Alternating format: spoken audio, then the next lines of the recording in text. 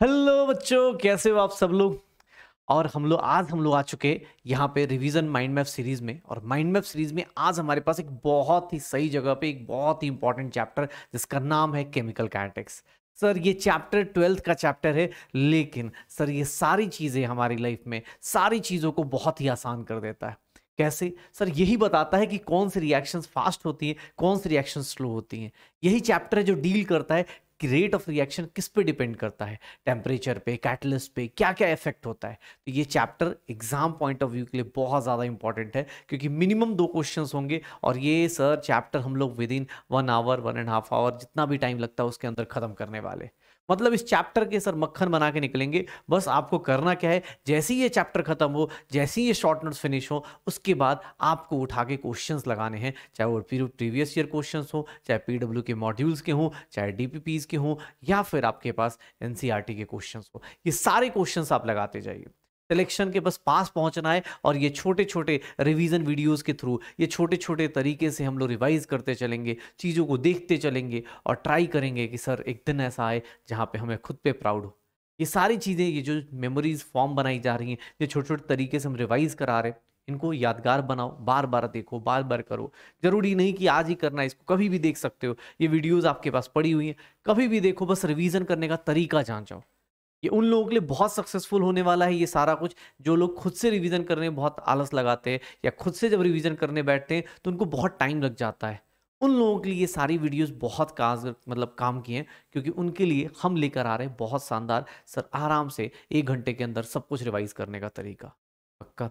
तो last time हमने solutions कर लिया है, आज हम लोग करने वाले हैं केमिकल काइनेटिक्स। और केमिकल काइनेटिक्स में सर सीधी सी बात करूं तो हम लोग कवर करेंगे, आज हम लोग 4 पोर्शंस में इस चैप्टर को डिवाइड करेंगे। सर ये 4 पोर्शंस चैप्टर ओवरऑल ऐसे 4 पोर्शन में डिवाइड करके पढ़ेंगे। पहले पढ़ा जाएगा रेट ऑफ रिएक्शन, कि सर रिएक्शंस का क्या क्या रेट होता है, उसके हिसाब से क्या है रेट लॉ एक्सप्रेशन और and order of reaction. Third one integrated rate law, जिसमें जीरो ऑर्डर और फर्स्ट ऑर्डर सिलेबस में है। बाकी हम लोग और भी चीजें देखेंगे, और टेम्परेचर डिपेंडेंस क्या होता है रेट ऑफ रिएक्शन का, ये सब कुछ भी देखेंगे। तो सर यहां से हम लोग स्टार्ट करेंगे अपना जर्नी। हम लोग की लाइफ में जो पहली चीज आती है, हम लोग सिंपल से बात करते हैं, रिएक्शंस के बारे में बात करते हैं, तो हम सबसे पहले ये पढ़ लेते हैं कि रिएक्शंस जो होती है, अगर मैं बात करूं रिएक्शंस की, तो रिएक्शंस जो होंगी, ये जो रिएक्शंस होती हैं, ये अगर मैं बात करूं तो सर ये 3 टाइप की रिएक्शंस होती है। 3 टाइप की रिएक्शंस होती हैं on the basis of rate. कौन कौन सी? तो एक होती है sir very slow reaction. Very slow reaction मतलब इतना स्लो सर, जहां पे जैसे कोरोजन ऑफ, जैसे कोरोजन है, corrosion of metal, rusting of iron, ये सब क्या है अपने पास, इतना स्लो है, इसमें टाइम इतना ज्यादा है, इसको पढ़ने का कोई फायदा नहीं। Rate of reaction sir, reactions को देखोगे, एक होती है मॉडरेट रिएक्शन, ये होती है कि सर ये डेफिनेट टाइम में हो जाती है। और एक होती है very fast reaction. Very fast reaction, जितनी भी आयनिक रिएक्शंस होंगी ये वेरी फास्ट रिएक्शंस होती है। वेरी फास्ट रिएक्शंस, आयनिक रिएक्शंस हो गई, या एसिड बेस्ड रिएक्शन हो गई, एसिड बेस्ड रिएक्शंस हो गई, ये क्या होती है? बहुत फास्ट रिएक्शंस होती है। तो सर हम ना भी रिएक्शंस के टाइप्स पढ़ रहे हैं, किसके बेस पे? On the basis of time, कि सर कौन कितने टाइम में होता है, इसी टाइम को, या फिर हम इसी को बोल देते हैं रेट ऑफ रिएक्शन। सर एक बेसिक सा रूल होता है, रेट किसी भी चीज का निकालना है, मतलब सर मेरी पढ़ाई का रेट बताओ, तो क्या करते थे? टाइम के रेस्पेक्ट में निकालते थे। सिमिलरली रिएक्शन को देखते हैं तो हम 3 टाइप से डिवाइड कर देते हैं, बहुत फास्ट, बहुत स्लो, और क्या हो जाएगा? मॉडरेट। हम जितना भी पढ़ते हैं केमिकल काइनेटिक्स में, वो सब कुछ किसके बारे में पढ़ते हैं? मॉडरेट रिएक्शंस के बारे में पढ़ते हैं। मॉडरेट रिएक्शन, जितनी मॉलिक्यूलर रिएक्शंस हैं वो सारी सारी मॉडरेट रिएक्शंस होंगी। फिर किसने बोला सर केमिकल काइनेटिक्स है क्या? तो केमिकल काइनेटिक्स को हम लोग सीधा सीधा पढ़ना चाहते हैं। केमिकल काइनेटिक्स मतलब कुछ नहीं बेटा, आपने जो फिजिक्स में काइनेमेटिक्स पढ़ा है ना, कितने टाइम में कितनी स्पीड कवर करना, कितना डिस्टेंस कवर करना, क्या एक्सेलरेशन होना चाहिए, किससे इफेक्ट होता है, वही है। मतलब स्टडी ऑफ, हम लोग सीधा सीधा बोलना चाहें तो सर स्टडी ऑफ रेट या फिर speed of reaction. Speed of reaction इसको हम लोग देखते हैं, और इसी को क्या बोल देते हैं? Chemical kinetics. केमिकल काइनेटिक्स में हम लोग क्या पढ़ना चाहते हैं? इसमें सबसे पहली चीज, कहीं भी रेट के बारे में पूछा जाए, रेट ऑफ एक्स अगर कहीं बोला जाए, तो इसका मतलब क्या होता है? Change in x, change in x divided by time for change, यही होगा time for change, time taken for change, यही हो रहा होगा। कहीं भी किसी का रेट बोला जाए तो हम लोग यही चीज करते हैं, शायद यही चीज करते हैं, तो बस यही पकड़ लो। अब मुझे बोला गया रेट ऑफ एक्स निकालो, तो मैंने क्या किया? Change of x. तो यही चीज जब रिएक्शन में आती है तो इसको हम लोग देखना शुरू करते हैं। रिएक्शन में आती है तो इस चीज को हम बोलते हैं रेट ऑफ रिएक्शन।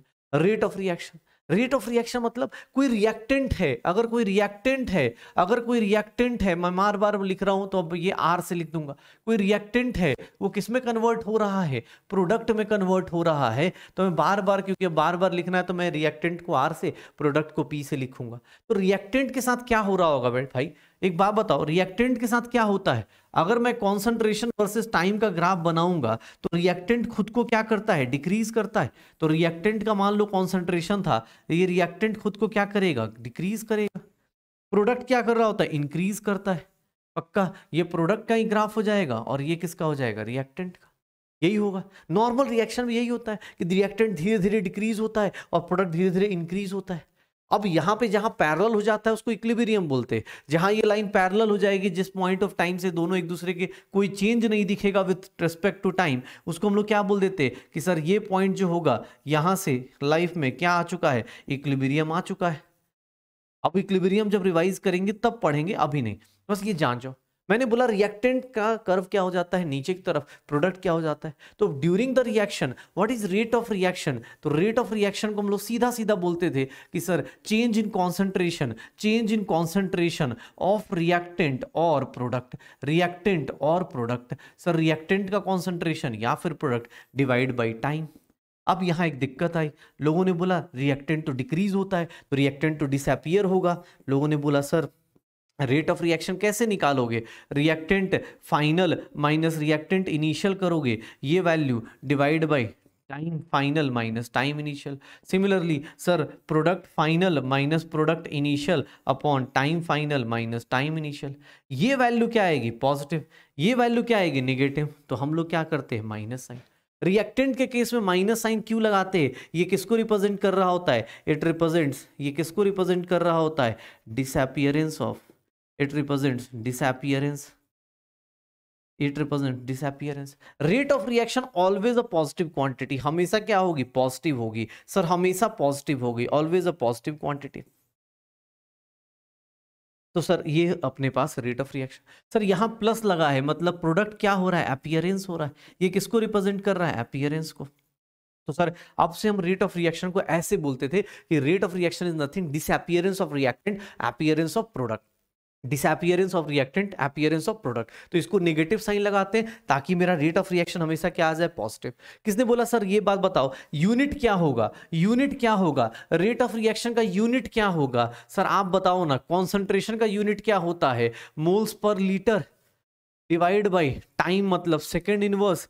तो सर यूनिट क्या आ जाएगा, मोल्स पर लीटर पर सेकेंड, यही आ जाएगा शायद, यही आ जाएगा। तो छोटे छोटे शॉर्ट नोट्स में ऐड करते चले जाओ, छोटे छोटे शॉर्ट नोट्स में ऐड करते चले जाओ। सर मुझे किसने बोला कि रिएक्शन हो रही है, सर किसी ने बोला सर ये रिएक्शन हो रही है, अगर ये रिएक्शन हो रही है, सर ये रिएक्शन हो रहा है, तो सर इस केस में ए बी सी और डी, ये चारों के चारों, ये स्मॉल जो हैं, ये सारे के सारे सर क्या हैं, ये सारे के सारे स्टोइचियोमेट्रिक कोफिशिएंट हैं। तो इनका रोल क्या होगा, सर रेट ऑफ रिएक्शन लिखने के लिए आप सीधा सीधा क्या करते हो, स्टोइचियोमेट्रिक कोफिशिएंट को क्या करते हो। अगर आप रेट ऑफ रिएक्शन लिख रहे हो तो इस रेट ऑफ रिएक्शन को लिखने का तरीका बताता हूं, माइनस, सर ए क्या है, रिएक्टेंट है तो ये डिक्रीज करेगा, और कॉन्सेंट्रेशन में change divide by time.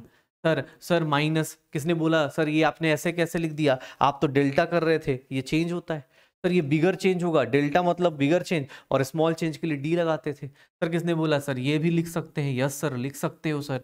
Sir ये कॉन्सेंट्रेशन का time divide by time, sir ये भी क्या होगा, 1/c dc बाई dt हो जाएगा, ये क्या हो जाएगा 1/d।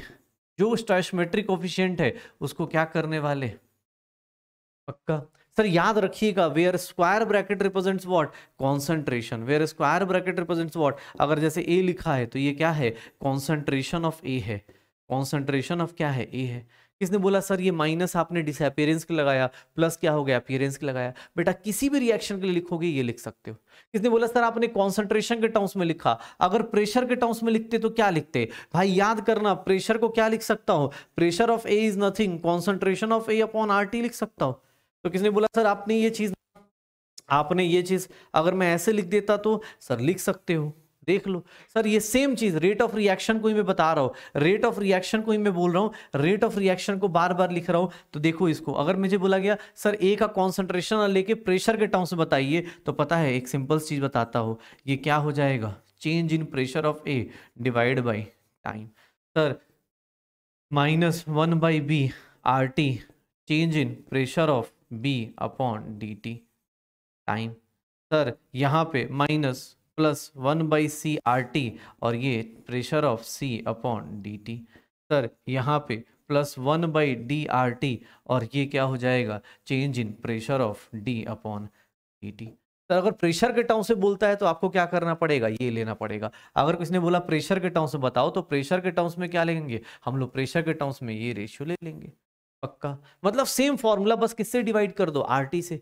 कॉन्सेंट्रेशन है तो ऐसा, किसने बोला सर अगर नंबर ऑफ मोल्स दिया है तो, अरे कुछ नहीं भैया, कॉन्सेंट्रेशन को क्या लिखते थे, कॉन्सेंट्रेशन ऑफ ए को क्या लिखते हो, number of moles upon R. Sir क्या लिखते हो, वॉल्यूम लिखते हो, तो कुछ नहीं sir, -A/V sir number of moles of A divide by number of moles of time. यहां देख लो -BV number of moles of B divide by time. Sir ये देख लो अपने पास, सर यहाँ पे 1/c V D number of moles of C upon divide by time. Sir किसने बोला sir +1/dV number of moles of D upon number of moles of time. Sir आप ये अलग अलग क्यों बता रहे हो, उसका एक रीजन बता रहा हूँ। जनरली लोगों के साथ क्या होता है, अगर कहीं मास दिया है ना बेटा, मास का चेंज मत लेना, इसलिए तीनों अलग अलग फॉर्मूले बताए आपको। हमेशा देखोगे एग्जाम हॉल में इससे सॉल्व हो जाएगा, आपके सारे क्वेश्चन इस फॉर्मूले से सॉल्व हो जाते हैं। ये माइनस साइड डिसअपीयरेंस को बता रहा है, ये प्लस साइड अपीयरेंस को बता रहा है। दूसरी चीज सर यहाँ देख लो, ए क्या है, स्टोइचियोमेट्रिक कोएफिशिएंट, लेकिन ये तभी आता है जब आप ऊपर क्या लेते हो, कॉन्सेंट्रेशन। मास लोगे नहीं चलेगा भाई साहब, मास लोगे नहीं चलेगा, नंबर ऑफ मोल्स लोगे तो नहीं चलेगा। अगर मास लोगे ना तो सर यहाँ नंबर ऑफ मोल्स के बदले क्या पुट करना पड़ेगा, चेंज इन मास, नीचे क्या आ जाएगा, मोलर मास। अगर कोई बोलता है प्रेशर के टर्म्स में, तो देखो RT/this। किसने बोला नहीं सर नंबर ऑफ मोल्स ना लेके आप ना मुझे बताओ क्या होगा, given mass of A molar mass of A divide by क्या लिख दो, वॉल्यूम। वॉल्यूम किस में, लीटर्स में। पक्का, तो सर अब इसको भी लिखना चाहते हो तो सर रेट ऑफ रिएक्शन को अलग अलग तरीके से मैं लिख के दिखा रहा हूं एग्जाम हॉल में। बस कभी भी इसको इसको सबको बराबर मत पुट कर देना भाई। अगर ये आ गया ना तो ये देख लो अपने पास AV मोलर मास ऑफ ए, यहाँ पे क्या लिखोगे, गिवन मास में change divide by time. Sir अलग अलग तरीके से, सर -BVMA, क्योंकि बहुत सारे लोग ना मास के केस में भी सेम फॉर्मूला लगा देते WB/WT। सर यहाँ पे भी -+1CV क्या हो जाएगा, M, सर यहाँ B होगा ना, MB। यहाँ पे क्या हो जाएगा, MC number mass of C divide by dt। Sir यहाँ पे क्या हो जाएगा, +1/dV molar mass of D और D WD/dt। सर आपको रेट ऑफ रिएक्शन निकालने का 4 फॉर्मूला है।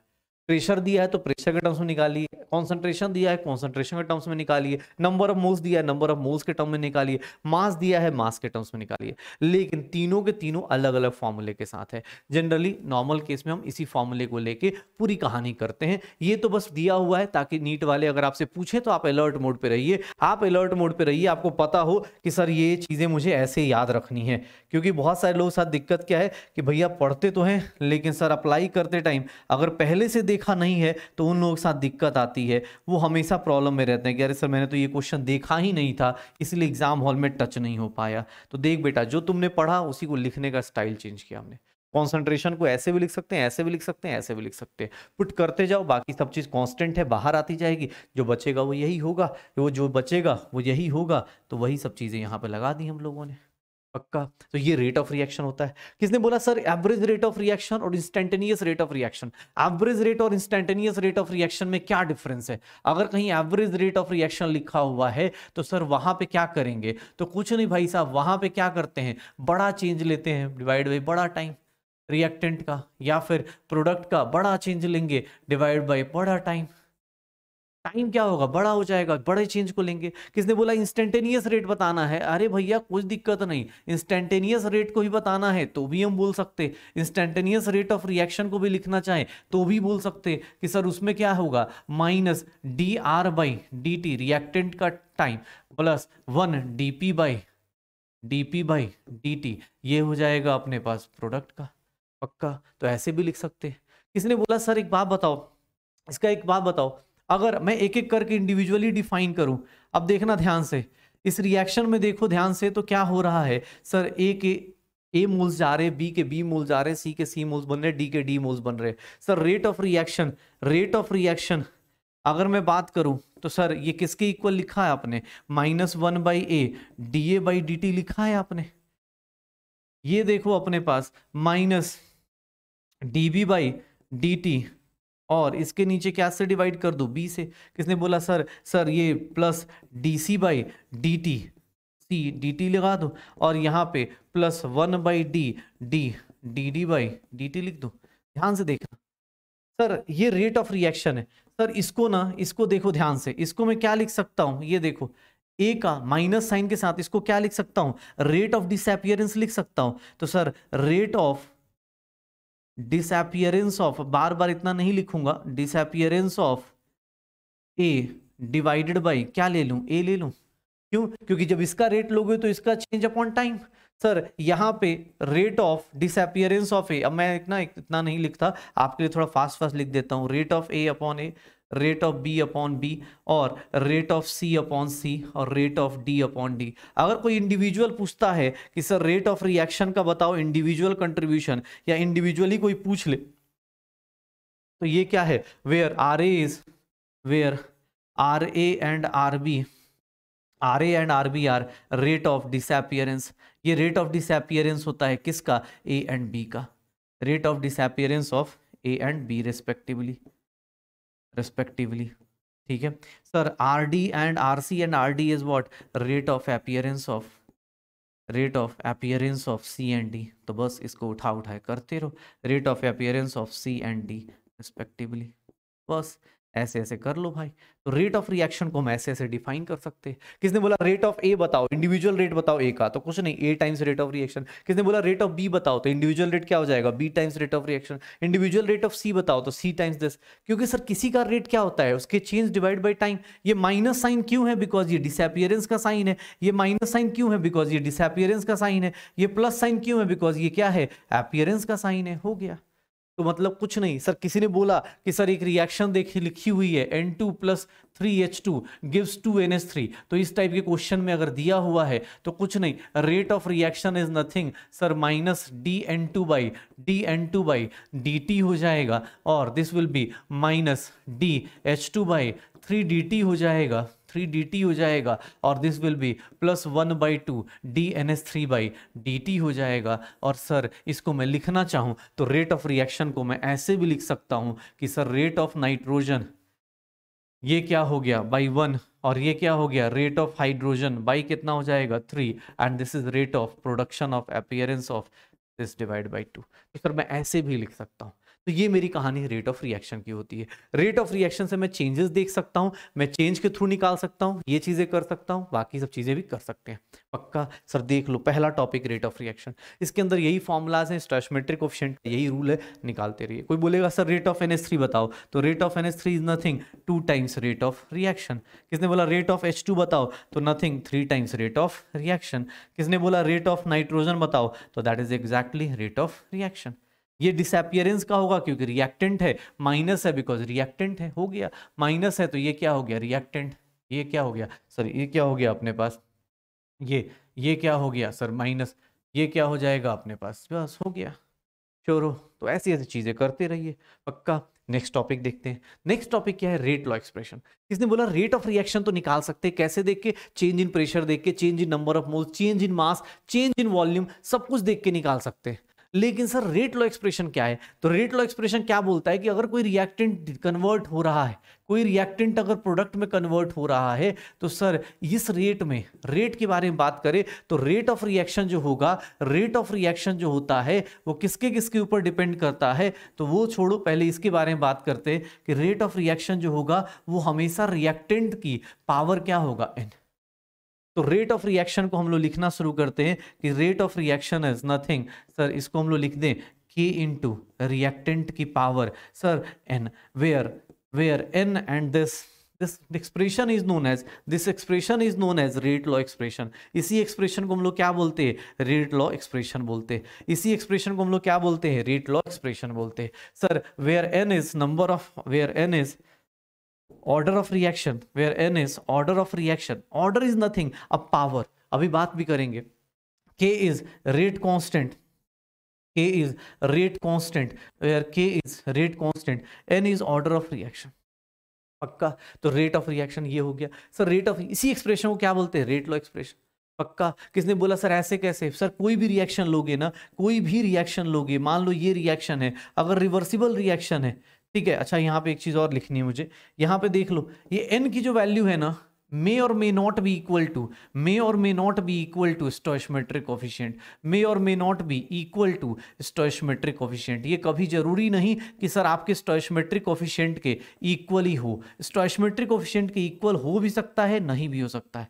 Sir it is experimental quantity, किसकी कितनी पावर है उसके ऊपर डिपेंड करता है, किसकी कितनी पावर है उसके ऊपर डिपेंड करता है। Order of reaction is nothing. अगर मैं बात करूं ऑर्डर ऑफ रिएक्शन की, तो ऑर्डर ऑफ रिएक्शन जो होता है, this is what sum of, it is what sum of powers of, sum of powers of concentration of reactants, concentration of reactants in rate law expression. जितना भी rate law expression में जो reactants की powers है उनका जो सम होता है उसी को क्या बोलते हैं? Order of reaction. Sir it is an experimental concept, experiment से निकाल के लाते हैं, आप ऐसे देख के नहीं बोल सकते। Experimental concept sir, it can not be decided by, sir अगर मैं बात करूं, it may or may not be, may or may not be equal to, may or may not be equal to stoichiometric coefficient। Sir ये line बार बार बोल रहा हूं क्योंकि questions आते, may or may not be equal to stoichiometric coefficient। तो sir ये छोटे छोटे पॉइंट्स देख लो अपने पास। ऑर्डर ऑफ रिएक्शन में बात करेंगे तो ऑर्डर ऑफ रिएक्शन में ये चीजें आती हैं। फिर किसने बोला कि सर ऑर्डर ऑफ रिएक्शन बताता क्या है? मान लो ऐसा कहीं दिया हुआ है, किसी का रेट लॉ ऐसा दिया हुआ है, रिएक्टेंट की पावर 2 दिया है, तो सर ऑर्डर क्या हो गया? ऑर्डर क्या हो गया अपने पास? ऑर्डर कितना हो गया? 2 हो गया। ये ऑर्डर क्या बता रहा है? कुछ नहीं। अगर आपने कॉन्सेंट्रेशन ऑफ रिएक्टेंट, एक्चुअली आपने क्या किया, ध्यान से सुनना, ऑर्डर क्या बताता है। अगर आपने कॉन्सेंट्रेशन ऑफ रिएक्टेंट को डबल कर दिया तो ऑर्डर कुछ नहीं करने वाला। सर आप पता है क्या कर देगा? आपका रेट क्या करने वाला है?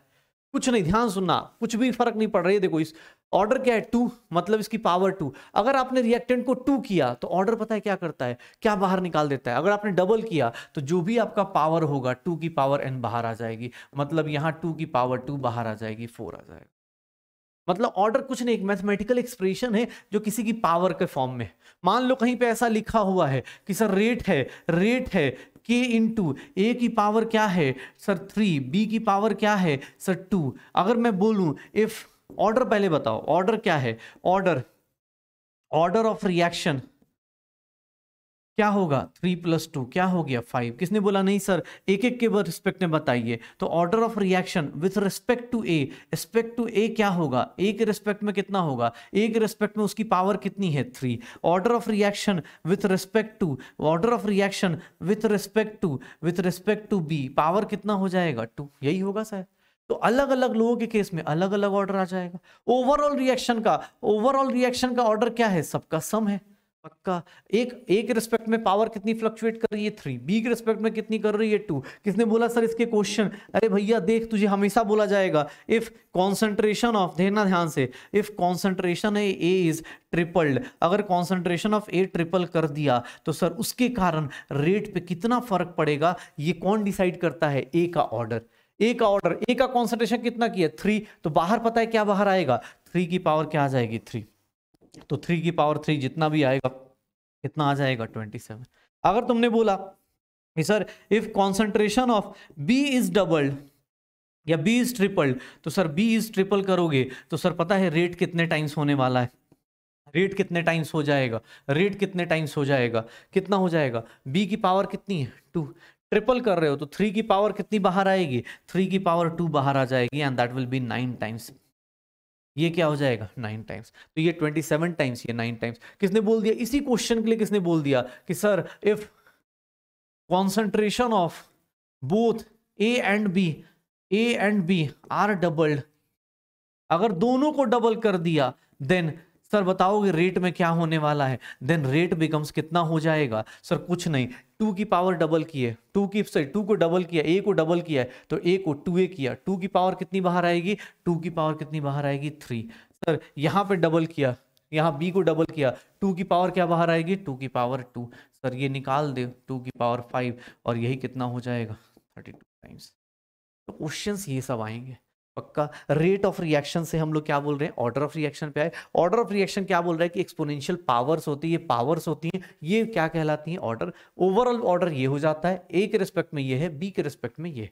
किसने बोला सर ये तो हमें दिया आपने, सर आपने पहले ही बोल दिया कि इट मे और may not be equals to stoichiometric coefficient. तो ऑर्डर ऑफ रिएक्शन कैसे होता है, ऑर्डर ऑफ रिएक्शन कैसे होता है, एक्चुअली एक्सपेरिमेंटल कॉन्सेप्ट है। एक्सपेरिमेंटली हम पता है ऑर्डर कैसे निकालते हैं, एक्सपेरिमेंटली हम ऑर्डर कैसे निकालते हैं, एक्सपेरिमेंटली ऑर्डर कैलकुलेशन पता है कैसे करने वाले हैं। आपको एग्जाम हॉल में ना एक काम करके दे दिया जाएगा, शॉर्टकट सीख लो। मान लो एग्जाम हॉल में ऐसा दे दिया जाएगा, आपको एग्जाम हॉल में ये दे दिया जाएगा, ए का कॉन्सेंट्रेशन दे दिया जाएगा, बी का कॉन्सेंट्रेशन दे दिया जाएगा और रेट दे दिया जाएगा। ए का कॉन्सेंट्रेशन 0.1 0.1, इसका रेट 4 है, इसको 0.2, इसको 0.1, इसको कर दिया मैंने 16। सर ये देख लो अपने पास, ये 0.1, ये 0.2, इसको कर दिया 4। ये 3 चीजें दे दी गई मुझे एक्सपेरिमेंट में। बोला गया सर आपने ना कोई रिएक्शन दी है, इसका सर बताइए ऑर्डर क्या है, ए के रिस्पेक्ट में ऑर्डर क्या है, बी के रिस्पेक्ट में ऑर्डर क्या है। आप सिंपल सा लॉजिक लगाओ, एग्जाम हॉल में ज्यादा इधर नहीं भटकना होता। आप सिंपल ये देखो, पहले एक बार किसी एक को कांस्टेंट बना दो, एक बार ए को कांस्टेंट बना दो या एक बार बी को। अगर ये फर्स्ट एक्सपेरिमेंट है, ये सेकंड एक्सपेरिमेंट है और ये थर्ड एक्सपेरिमेंट है तो भाई कुछ नहीं, एक बार ए को एक कांस्टेंट मान लो, ए मेरा कांस्टेंट हो गया। यहां देखो बी को आपने क्या किया, बी को आपने क्या किया है, मल्टीप्लाइड बाई 2 किया है, बी को आपने 2 से मल्टीप्लाई किया, बी की कॉन्सेंट्रेशन को डबल किया, रेट पे कोई इफेक्ट नहीं आ रहा, रेट पे कोई इफेक्ट नहीं आ रहा, मतलब सर बी की कॉन्सेंट्रेशन डबल करने के बाद भी रेट चेंज नहीं हो रहा। इसका मतलब ये है कि रेट क्या है sir, rate is independent of B की पावर 0। सर बी के ऊपर डिपेंड ही नहीं कर रही, क्यों, क्योंकि बी को आपने डबल किया, रेट पे कोई फर्क ही नहीं पड़ रहा। तो सर इसका मतलब क्या हो गया कि रेट जो है बी पे डिपेंड ही नहीं कर रहा। फिर किसने बोला सर एक काम और कर लेते, एक काम और कर लेते हैं, बी को फिक्स कर देते, बी को फिक्स कर दीजिए, ए को अब मल्टीप्लाई कीजिए, ए को आपने 2 टाइम्स किया, ये कितना हो गया 4 टाइम्स, ए को आपने 2 टाइम्स किया, रेट कितना हो गया 4 टाइम्स। तो सर ये क्या हो जाएगा इस केस में, इस केस में क्या दिख रहा है कि सर मुझे ना ए को डबल करने पे रेट कितना हो रहा है, सर ए को डबल कर रहा हूं, रेट कितना हो रहा है 4 टाइम्स, मतलब ए की पावर कितनी है 2। बस एग्जाम हॉल में कभी भी कोई क्वेश्चन पूछे फटाफट उसका आंसर निकालते चले जाओ कि सर आपको कुछ नहीं, एक्सपेरिमेंट्स दिए होंगे, आप एक्सपेरिमेंट्स में किसी 2 को कॉमन ले लो और उसके बाद रेट के केस में निकालते रहो। मान लो फिर से एक्सपेरिमेंट दिया हो, एक एक्सपेरिमेंट दिया हुआ है, यहां पे लिख दिया है 6 × 10⁻²। यहां पे मैंने ये दिया हुआ है, ध्यान से देख लो अपने पास,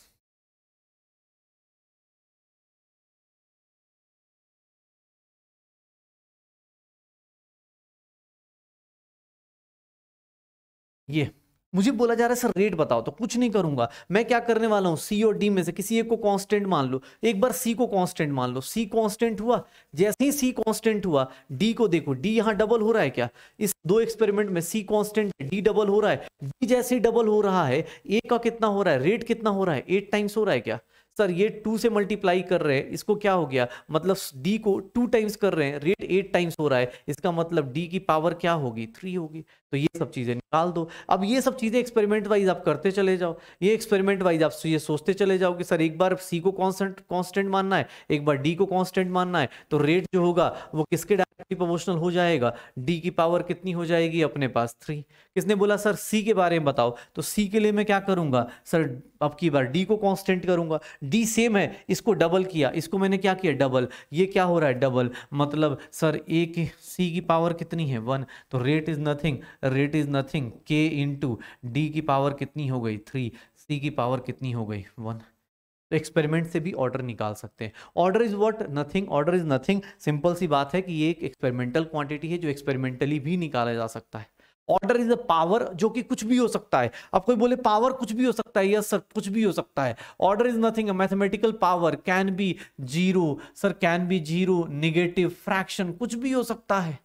ऑर्डर के केस में देखो तो एक चीज और होती है sir, for complex reaction, for complex reaction, complex reaction मतलब multi step reaction. Sir multi step reaction में, सर मल्टी स्टेप रिएक्शन में ऑर्डर ऑफ रिएक्शन पता है कैसे डिफाइंड होता है? For order of reaction is, order of reaction is defined by, order of reaction is defined from slowest step, from sir stoichiometric coefficient of slowest step, stoichiometric coefficient of reactant, stoichiometric coefficient of reactants, stoichiometric coefficient of reactants in slowest of slowest step, of slowest step, of slowest step। अगर बहुत सारे step हो रहे हैं तो उसमें सबसे slowest step का स्टोइचोमेट्रिक कोएफिशिएंट ले लो, वही क्या हो जाएगा? Order of reaction. Order sir अपने पास एक्सपेरिमेंटल क्वांटिटी है, आप ऐसे निकाल ही नहीं सकते, पक्का पावर है वो फ्लक्चुएट करेगा। एक्चुअली ऑर्डर इसलिए इंपॉर्टेंट होता है क्योंकि ऑर्डर से ना यूनिट ऑफ रेट कांस्टेंट आप निकाल सकते हो, यूनिट ऑफ रेट कांस्टेंट आप निकाल सकते हो। यूनिट ऑफ रेट कांस्टेंट बहुत इंपॉर्टेंट होता है। रेट कांस्टेंट के sir what is rate, what is rate? Rate is, rate law expression से क्या था? रिएक्टेंट की कॉन्सेंट्रेशन और उसकी पावर कितनी ले लूं? एन। सर यूनिट ऑफ के क्या हो जाएगा? यूनिट ऑफ के क्या हो जाता है? Unit of rate, sir unit dimension लगा दो, unit of rate upon unit of reactant की power N, unit of reactant की पावर कितनी हो जाएगी? एन। सर एक बात बताओ, कॉन्सेंट्रेशन ऑफ रिएक्टेंट की पावर एन, रेट का यूनिट क्या होता है? मोल्स पर लीटर पर सेकंड, डिवाइड बाय रिएक्टेंट क्या है? सर कॉन्सेंट्रेशन का यूनिट क्या होता है? सर इसको सॉल्व करूंगा, moles 1 minus N, litre n minus 1 और सेकंड इनवर्स। सर ये पावर आ जाएगी, हो गया। इसका शॉर्टकट क्या होता है कि सर k का यूनिट देखो, यूनिट ऑफ k, अगर कहीं k ऐसे दिया हुआ है, k की वैल्यू कहीं ऐसे दी हुई है तो कुछ नहीं, अगर आपको ऐसा दिया हुआ है ना तो एक शॉर्टकट बताता हूं, अगर k का यूनिट दिया हुआ है, ऑर्डर बताना है, पता है ऑर्डर के लिए क्या करो?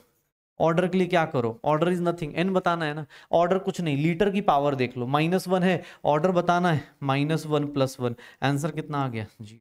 आपको यूनिट ऑफ के से आप ऑर्डर बता सकते हो, यूनिट ऑफ के से आप क्या बता सकते हो? सामने वाले का ऑर्डर ऑफ रिएक्शन बता सकते हो। कैसे? ट्रिक क्या है कि सर एक तो जनरल टर्म ये हो गया, लीटर की पावर हमेशा क्या होती है? n-1। तो एक काम करो, अगर किसी का ऑर्डर दिया है तो उसमें क्या कर दो? +1 ऐड कर दो, तो क्या आ जाएगा? लीटर की पावर में, लीटर की पावर में +1 ऐड कर दो, ऑर्डर आ जाएगा। तो यूनिट ऑफ रेट कांस्टेंट से आप ऑर्डर बता सकते हो, या फिर फॉर्मूलाज दिए हैं उससे भी निकाल सकते हो आप, पक्का। तो ये छोटी छोटी चीजें हैं यूनिट ऑफ रेट कांस्टेंट। फिर किसने बोला कि सर एक वर्ड होता है, हमने सुना है, आपने बताया भी है, एक वर्ड होता है molecularity. Molecularity is nothing, number of molecular species, number of molecular species जो क्या कर रही होती हैं, विच अंडरगो रिएक्शन या कोलिजन कर रही हैं, undergo collision to form product, to form product. मतलब जो लोग रिएक्शन करके आपस में रिएक्ट करके कोलिजन करे, क्या बना रहे? प्रोडक्ट बना रहे। मॉलिक्युलरिटी कैन नेवर बी, सर ऐसा नहीं हो सकता कि रिएक्टेंट कभी आपस में कोलाइड ही नहीं करे, can never be zero, negative, sir ये कभी ऐसा नेगेटिव नहीं हो सकता, या फिर फ्रैक्शन नहीं हो सकता। ये छोटी छोटी चीजें याद रखना। It is a theoretical concept, theoretical है ये, अपने पास थ्योरेटिकल कॉन्सेप्ट है। और अगर मैं बात करूं मॉलिक्युलरिटी की, तो मॉलिक्युलरिटी की in general value, molecularity greater than 3 बहुत रेयर होना शुरू होता है। Molecularity greater than, sir greater than 3 बहुत रेयर होता है, रेयर होना शुरू होता है, 4 बहुत रेयर होना शुरू हो जाता है।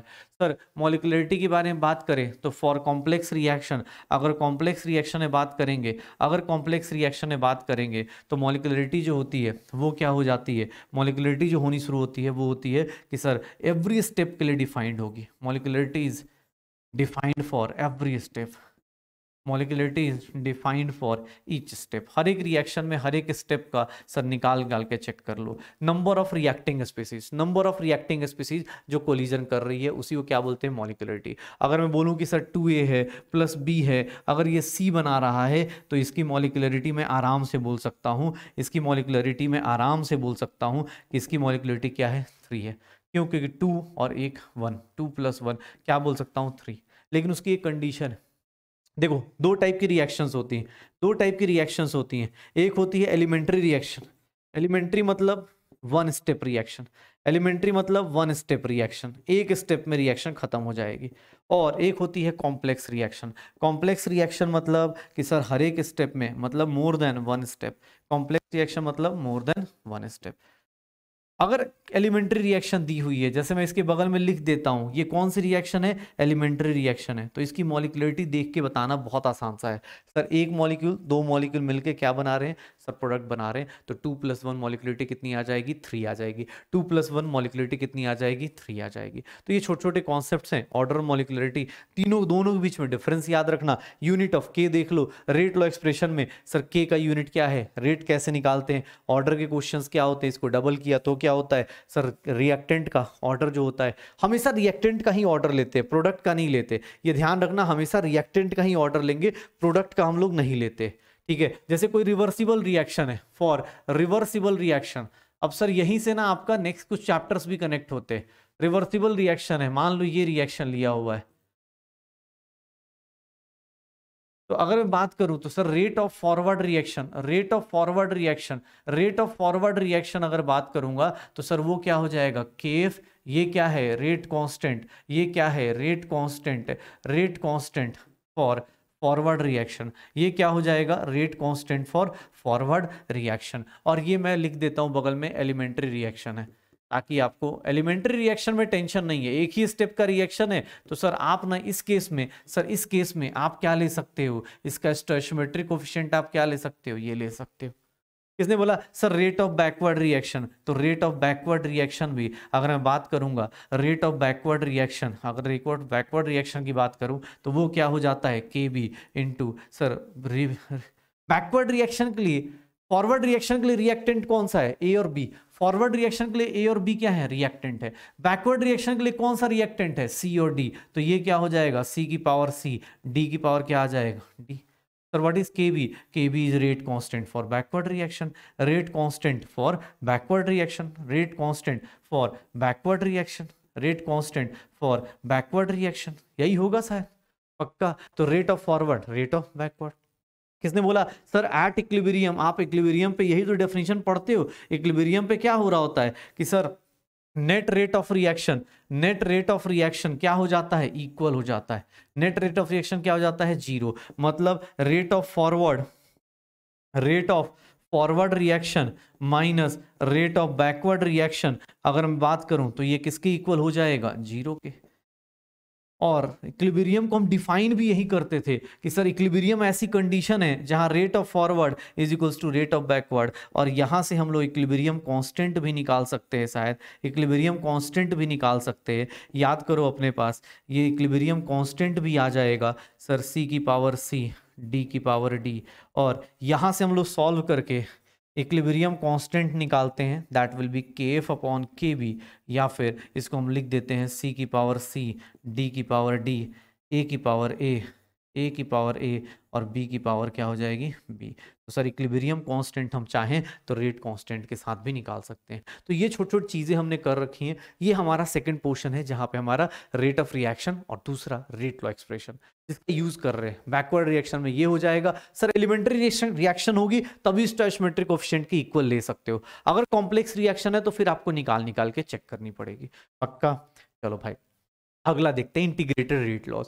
इंटीग्रेटेड रेट लॉ देखोगे तो इंटीग्रेटेड रेट लॉज में कुछ नहीं, आपको क्या मिलने वाला है कि सर मैं बात करता हूं इसमें क्या है, एक्चुअली ये किसके बारे में बोलता है, इंटीग्रेटेड रेट लॉज के बारे में बात करें ना तो ये कुछ नहीं, ये क्या बता रहा होता है कि रिलेट करता है किसके साथ, relates concentration of, relates concentration of reactants, ये रिएक्टेंट्स की कॉन्सेंट्रेशन को रिलेट करता है with time, with time of reaction, ठीक है, विथ टाइम, टाइम के साथ रिलेट करता है। जैसे जीरो ऑर्डर होता है तो जीरो ऑर्डर में हम लोग डिराइव करते हैं तो सर ये आ रहा होता है कि sir D R by D T, D R by D T, अगर रेट के बारे में बात करें तो sir minus D R by D T, इसको हम लिखें minus D R by D T, that is equals to rate, और ये क्या हो जाएगा, रिएक्टेंट की पावर कितनी हो जाएगी, जीरो, तो minus D R by D T sir किसी की पावर 0 मतलब 1 हो गया और रेट की वैल्यू क्या हो गई सर k हो गया, तो इसका ग्राफ आ जाता है कि सर रेट और टाइम का ग्राफ बताइए। तो रेट और टाइम का ग्राफ क्या होगा, या रेट और कॉन्सेंट्रेशन का ग्राफ क्या होगा, तो सर इसका रेट क्या होता है, फिक्स्ड होता है। ये रेट क्या होता है, फिक्स्ड होता है। जीरो ऑर्डर में हमेशा फिक्स्ड रहेगा, उसको कोई फर्क ही नहीं पड़ने वाला, पक्का। तो कॉन्सेंट्रेशन के साथ कोई फर्क नहीं पड़ेगा। सर इसी को सॉल्व करते हैं, अगर हम लोग डिफ्रेंशिएट करके इसको सॉल्व करते, सर ये आ जाता है K D T minus K D T. Integrate करोगे तो सर यहाँ पे एक्सप्रेशन आ जाता है R naught minus R T is equals to क्या आ जाएगा, K T. R naught minus R T is equals to K T, where R naught is initial concentration, where R naught is initial concentration of reactant, or RT is sir a concentration of reactant after time t, after time t। तो ये हो जाएगा। इसी को R naught minus R T को हम बोल देते हैं कि इसको हम लोग लिखना चाहे तो इसको हम लोग लिखते हैं कि यार ये इनिशियल था, ये फाइनल था, तो इसको हम लोग लिख सकते हैं रिएक्टेंट कंज्यूम्ड। रिएक्टेंट क्या लिख सकते हैं, कंज्यूम्ड। रिएक्टेंट कंज्यूम्ड देख लो डायरेक्टली प्रोपोर्शनल टू टाइम के है। R naught plus R naught minus R T को हम लोग लिख देते हैं के टी के इक्वल। और अगर इसका ग्राफ बनाते रिएक्टेंट कंज्यूम्ड का ग्राफ बना देते हैं वर्सेस टाइम के, तो सर ये ग्राफ जो बनेगा वो डायरेक्टली प्रोपोर्शनल टू, और इसका स्लोप क्या हो जाएगा, के। यहाँ ग्राफ के क्वेश्चंस भी बहुत पूछे जाते हैं। फिर इवन इसी को हम लोग लिखना चाहें तो इसको हम लोग लिख देते हैं प्रोडक्ट फॉर्म्ड। ऑब्वियस है रिएक्टेंट जितना कंज्यूम्ड होगा फर्स्ट ऑर्डर में उतना ही प्रोडक्ट फॉर्म्ड होगा, तो यही ग्राफ प्रोडक्ट फॉर्म्ड के लिए भी आप लगा सकते हो। प्रोडक्ट फॉर्म क्या हो जाएगा, यही सेम चीज हो जाएगी। टाइम के साथ क्या होगा, ये भी फ्लक्चुएट करेगा।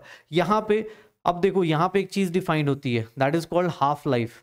हाफ लाइफ क्या हो रहा होता है, half life is nothing, T 50% लिख देते हैं, या फिर इसको लिख देते हैं टी 1/2। हाफ लाइफ मतलब जहां पे आर टी की वैल्यू कितनी हो जाती है, R0/2। सर ये सॉल्व करेंगे तो इसका हाफ लाइफ जो होता है for zero order, half life जो आएगा जीरो ऑर्डर के लिए, हाफ लाइफ जो आता है टी 1/2 या फिर टी 50%, ये क्या हो जाता है, दैट इज R0/2 के।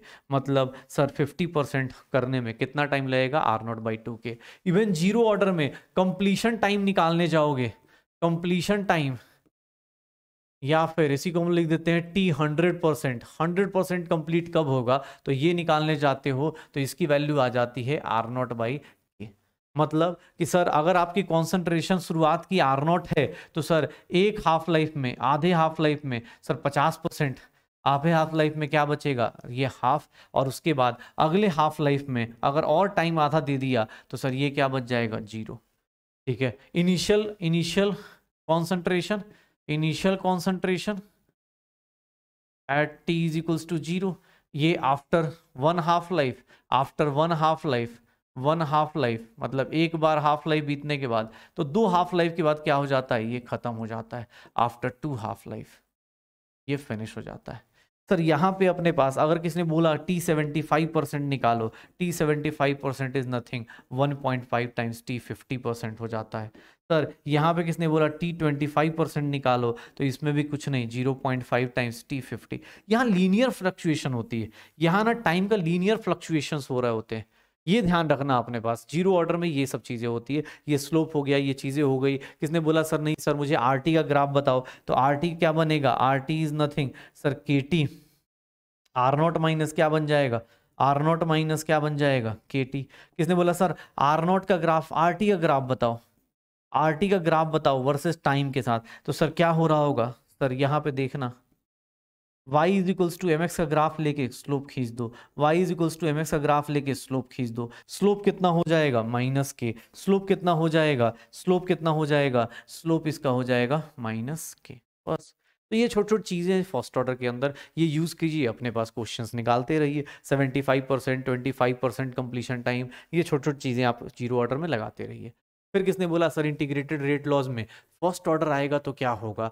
फर्स्ट ऑर्डर रिएक्शन के बारे में बात करेंगे तो बहुत डिटेल में बात करेंगे। फर्स्ट ऑर्डर रिएक्शन में थोड़ा यूनिक चलता है, क्यों, क्योंकि सर फर्स्ट ऑर्डर ना लॉगरिथमिक फॉलो करता है। कैसे सर, देखो ना, रेट ऑफ रिएक्शन को क्या लिखोगे, dr/dt and that is equals to rate या फिर इसी को लिखोगे r की पावर 1 फर्स्ट ऑर्डर। तो सर यहाँ पे dr by r and that is equals to minus K D T, और जब इन सब का इंटीग्रेशन करते हैं तो हमारे पास आ जाता है एल एन आर, उसका सर उसका अपर और लोअर लिमिट क्या होता है आर नॉट और R T, and that will be minus K T. Sir ये देख लो L N R T minus L N R T minus L N R naught जब पुट करोगे and that is equals to minus K T, इसी को minus से multiply कर दें, या फिर एक काम करते हैं ये एक्सप्रेशन लिख देते हैं, लॉगरिथमिक ग्राफ आ जाएगा L N R naught minus K T, या फिर इसको माइनस से मल्टीप्लाई कर दो। तो सर माइनस से जैसे ही मल्टीप्लाई होगा L N R naught minus L N R T is equals to K T, और इसी से हम लोग यहाँ पे एक एक्सप्रेशन लिख देते हैं R naught by R T is equals to K into T. ये एक्सप्रेशन आ जाता है, या फिर इसको लॉग में कन्वर्ट करना चाहते हो तो इसको हम लोग लिख देते हैं 2.303 log R naught by R T and that is equals to K T. Sir इसी को अगर सही से लिख दूं तो ये log R naught by R T हो जाएगा and that will be K T upon 2.303। ये फॉर्मूला मैं सारे कैलकुलेशंस के लिए यूज करूंगा, ये फॉर्मूला मैं सारी कैलकुलेशन के लिए यूज करूंगा, और बाकी ये फॉर्मूलाज मैं ग्राफ के लिए यूज कर रहा हूँ कि सर अब ग्राफ बनाने, मुझे ग्राफ पूछ दिया गया तो ग्राफ से डरना नहीं है आपको। ग्राफ दिया गया कि sir L N R T का ग्राफ वर्सेस टाइम का ग्राफ, आर टी ये वाई एक्सिस पे है, ये एक्स एक्सिस पे है, स्लोप कितना हो जाएगा माइनस के। सर ग्राफ का स्लोप कितना है माइनस के, स्लोप कितना है माइनस के, y इंटरसेप्ट कितना हो जाएगा एल एन आर नॉट हो जाएगा। सिमिलरली अगर इसका ग्राफ दिया गया तो सर यहाँ पे देख लो ये टाइम है, यहाँ पे अगर मैं इसका ग्राफ दे दूं R naught upon R T का ग्राफ दे दूं एट टाइम टी का, तो ग्राफ क्या हो जाएगा सर स्लोप कितना होगा y इज इक्वल्स टू के का। तो y स्लोप कितना हो जाएगा के का। यहाँ पे भी बात करूंगा, अगर लॉग का ग्राफ लेता हूँ, log R naught upon R T का ग्राफ लेता हूं, तो आप ग्राफ बनाते रहो कि sir log R naught upon R T का ग्राफ कैसा हो जाएगा, आप बनाते रहो। कैलकुलेशंस देख लो, मैंने क्या बोला, तुम्हारे पास ये एक्सप्रेशन है, ये एक्सप्रेशन है सर, यही एक्सप्रेशन यूज करके आप लॉग में भी देखोगे सेम एक्सप्रेशन है, बस यहाँ पे क्या आ जाएगा के टी अपॉन 2.303। सर अगर आपको कोई बोल देना कि नहीं सर मुझे ना एल एन के बदले लॉग का ग्राफ बनाओ, log R not versus R T का ग्राफ बनाओ वर्सेस टाइम का, तो सर इसका भी स्लोप बस ध्यान रखना, स्लोप डिफरेंट हो जाएगा के अपॉन 2.303। तो ये छोटी छोटी चीज़ें यूज़ करते रहिए, ये छोटी छोटी चीज़ें यूज़ करते रहिए, न्यूमेरिकल सारे इससे सॉल्व हो जाएंगे। क्योंकि एल एन आप सॉल्व कर नहीं सकते, आप न्यूमेरिकल सॉल्व करने के लिए नेचुरल लॉग नहीं यूज़ करते, आप 10 की पावर्स वाला यूज़ करते हो, लॉग यूज़ करते हो, एल एन यूज़ नहीं करते पक्का। तो जितने कैलकुलेशंस होंगी वो सारी इससे सॉल्व होंगी। फिर किसने बोला सर जीरो ऑर्डर में और फर्स्ट ऑर्डर में डिफरेंस क्या है, जीरो ऑर्डर और फर्स्ट ऑर्डर में डिफरेंस बताता हूँ, इसका हाफ लाइफ निकालो। हाफ लाइफ जो बात करेंगे for first order, sir half life for first order बात जब करते हैं तो फर्स्ट ऑर्डर का हाफ लाइफ जो होता है पता है कितना हो जाता है 0.693 अपॉन के, या फिर इसी को हम लिख देते हैं ln2 अपॉन के। पुट करके देखोगे तो सर ये लिख सकते हैं 2.303 log 2 बाई, मतलब सर इसका जो हाफ लाइफ होता है वो क्या है, इंडिपेंडेंट है। सर आपका कॉन्सेंट्रेशन इनिशियल कितना है मुझे नहीं फर्क पड़ रहा, इंडिपेंडेंट ऑफ इनिशियल कॉन्सेंट्रेशन है। आपका इनिशियल कॉन्सेंट्रेशन क्या है मुझे उससे कोई फर्क नहीं पड़ रहा। देख लो जीरो ऑर्डर में फर्क पड़ रहा था, हाफ लाइफ कितना था आर नॉट बाई 2 था, इनिशियल कॉन्सेंट्रेशन जितना होगा उसके ऊपर डिपेंड करेगा। लेकिन इसके केस में मुझे फर्क नहीं पड़ेगा, इनिशियल कॉन्सेंट्रेशन का रोल ही नहीं है। मतलब सर यहाँ पे अगर मैं बात करूं कि अगर आपका आर नॉट 100 है, एक हाफ लाइफ के बारे में बात करूं, एक हाफ लाइफ होगा तो आपका कितना हो जाएगा 50%। मतलब रिएक्शन अगर कोई बोलता है 50% कंप्लीट हुई कितने टाइम में, एक हाफ लाइफ के बारे में। फिर से अगर आप हाफ लाइफ लगाते हो, इतना टाइम देते हो, तो सर कितना हो जाता है 25%। मतलब रिएक्शन कितनी कंप्लीट हो गई, 75% रिएक्शन क्या हो गई, कंप्लीट हो गई। फिर से किसने बोला कि सर एक और हाफ लाइफ दे दो, बेटा जितना है उसका इनिशियली हाफ करते जाओ। सर इसको बोलेंगे 87.5% रिएक्शन क्या हो जाती है, कंप्लीट हो चुकी है, ये रिएक्शन इतनी कंप्लीट हो चुकी है। फिर किसने बोला एक और हाफ लाइफ टाइम दे दो, सर जितना हाफ लाइफ दोगे उसका आधा होता जाएगा, ये कितना हो जाएगा 93.75 रिएक्शन क्या हो गई, कंप्लीट हो गई। तो ऐसे कर करके बढ़ते चले जाओ, अगले हाफ लाइफ में देखोगे तो सर और कम हो जाएगा 3.125 हो जाएगा। मतलब ये रिएक्शन कभी भी जीरो नहीं हो सकती। क्यों? क्योंकि सर सेम टाइम में 10 मिनट अगर टाइम है, 10 मिनट में 50 रिएक्शन हुई, 10 मिनट में और 25 हुई, अगले 10 मिनट में 12.5 हुई, अगले 10, मतलब जो भी कॉन्सेंट्रेशन है ना उसका जस्ट हाफ कर देगा। तो फर्स्ट ऑर्डर में क्या होता है, आप जब भी फर्स्ट ऑर्डर की चीजों को देखते हो आप ऐसे देखा करो। कोई बोले सर 75% कंप्लीट करने में कितना टाइम लगेगा, कुछ नहीं, 2 हाफ लाइफ। कोई सर ये मल्टीपल याद रखना, क्योंकि ये मल्टीपल बहुत काम आएंगे आपकी लाइफ में। सर 96.875 ये परसेंट अगर आपको कंप्लीट करने के लिए बोला जाए तो कितना टाइम लगने वाला है, तो कुछ नहीं, ये टेबल याद रखो। एक हाफ लाइफ में 50, अगले में 75, अगले में 87, अगले में 93, अगले वाले में 96, कैलकुलेट कर लेना, मल्टीप्लाई करते रहो, पक्का। सर यहाँ पे एक ट्रिक बना रहे होते हैं हम लोग कि सर यहाँ पे ना R0 है, तो एक हाफ लाइफ के बाद कितना हो जाता है, R0/2⁻1। सर एक हाफ लाइफ के बाद अगले हाफ लाइफ के बाद R0 की पावर क्या हो जाती है, 2⁻2। अगले हाफ लाइफ के बाद आगे क्या हो जाएगा, 2⁻3। मतलब हम लोग ऐसा लिख सकते, आफ्टर n हाफ लाइफ, अगर आप n हाफ लाइफ बिता देते हो, n हाफ लाइफ, पता है आपका कॉन्सेंट्रेशन RT की वैल्यू क्या हो जाती है, R0/2⁻n। टाइम क्या हो जाएगा उस टाइम पे, इस टाइम पे टाइम कितना होगा, तो टाइम जो होगा वो कितना हो जाएगा, n टाइम्स t हाफ। देख लो, हाफ लाइफ के मल्टीपल में चलोगे तो आपको यही हमेशा देखना है, t 50%, पक्का। तो t 1/2, 2⁻n, बस ऐसे करते रहो। किसने बोला कि नहीं सर फर्स्ट ऑर्डर की बात कर रहे हो आप, फर्स्ट ऑर्डर में और क्या क्या हो सकता है, फर्स्ट ऑर्डर में हाफ लाइफ आ गया। किसने बोला सर कंप्लीशन टाइम, सर इसका कंप्लीशन टाइम होगा इनफाइनाइट टाइम, इसीलिए तो ये कभी कंप्लीट नहीं होता, इसका कंप्लीशन टाइम होगा इनफाइनाइट। तो यहाँ पे एक वर्ड यूज करते हैं, that is known as average life. Average life, average life of reaction, average life of reaction, T average. T average, T average is nothing, time when concentration of reactant becomes, concentration of reactant becomes 1/e times R0 initial concentration के। मतलब sir T is equals to T average कब लेंगे, जब RT की value कितना हो जाए, R0/E हो जाए। तो सर यहाँ से टाइम T एवरेज की वैल्यू निकालते हैं, वो कितना आ जाता है, 1/k आ जाता है। For first order average life defined होता है, यहाँ कंप्लीशन टाइम नहीं होता है, यहाँ कंप्लीशन टाइम नहीं होता। जीरो ऑर्डर और फर्स्ट ऑर्डर में डिफरेंस देखो, जीरो ऑर्डर में 75% कंप्लीट हो, दो हाफ लाइफ में वहां कहाँ जाते थे, जीरो हो जाते थे। जीरो ऑर्डर को याद करो, ये देखो जीरो ऑर्डर में दो हाफ लाइफ के बाद क्या हो रहा है, जीरो। लेकिन यहाँ पे फर्स्ट ऑर्डर में दो हाफ लाइफ का जीरो नहीं हो रहा, कितना हो रहा है, 75% कंप्लीट। तो सर इसका मतलब क्या है, इसका मतलब हम लोग की लाइफ में क्या आ रहा है कि सर एक बार सिंपल चीज देख लो यहाँ पे, इसका मतलब हम लोग क्या कर सकते हैं कि सर यहाँ एवरेज लाइफ का कॉन्सेप्ट आएगा। यहाँ एक्सपोनेंशियल ग्रो कर रहा है, एक्सपोनेंशियली चेंज कर रहा है, यहाँ पे एक्सपोनेंशियली चेंज हो रहा है। देखो ना अपने पास ln R0/R है इज इक्वल्स टू KT है, तो सर इसको मैं लिखना चाहूँ तो ln RT/R0 लिख सकता हूँ। जैसे ही उल्टा करूंगा सर ये क्या हो जाएगा, -KT हो जाएगा। और ध्यान से देखो तो RT/R0 को क्या लिख सकता हूँ, e की पावर -KT, और RT की वैल्यू कितनी हो जाएगी, यहाँ एक्सपोनेंशियली डिक्रीज करता है। और जो एक्सपोनेंशियल ग्राफ होता है ना वो कभी भी टच नहीं करता है, जो एक्सपोनेंशियल ग्राफ होता है वो कभी भी टच नहीं करता है सर, वो ऐसे करके ना डिक्रीज इनफाइनाइट टाइम पे जाके डिक्रीज होगा, पक्का। तो ऐसे ऐसे क्वेश्चंस होंगे, उठा करते रहो। फर्स्ट ऑर्डर लॉ में इस तरह के क्वेश्चंस होंगे, फर्स्ट ऑर्डर में ऐसे करके क्वेश्चंस हो रहे होते हैं। जब भी आप फर्स्ट ऑर्डर देखोगे तो उसके ऐसे ही क्वेश्चंस मिल रहे होंगे, श्योर हो। अच्छा किसने बोला सर फर्स्ट ऑर्डर में ये सब चीजें आई, हाफ लाइफ आ गया, ये सारी चीजें आ गई, सर इसके केस में यहाँ पे देखो फर्स्ट ऑर्डर, अगर मैं इन टर्म्स ऑफ प्रेशर बात करूं, फर्स्ट ऑर्डर में एक दो चीजें और कॉन्सेप्ट बताता हूं।